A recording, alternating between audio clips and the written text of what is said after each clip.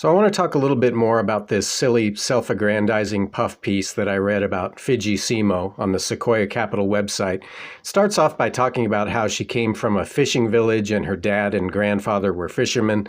And it says they were the kinds of leaders who wouldn't assign a task they weren't willing to do themselves, never too regal to scrub decks or disentangle nets. The crew comes before you, always, Simo says. Well, the crew comes before you always. Does that sound like your experience if you've been an Instacart shopper?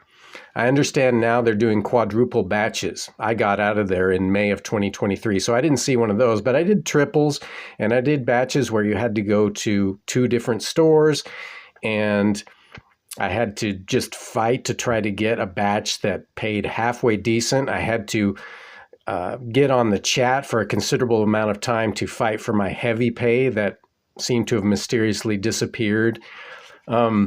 Just things like that. And from what I understand, the default tip amount is still 5%. 5%.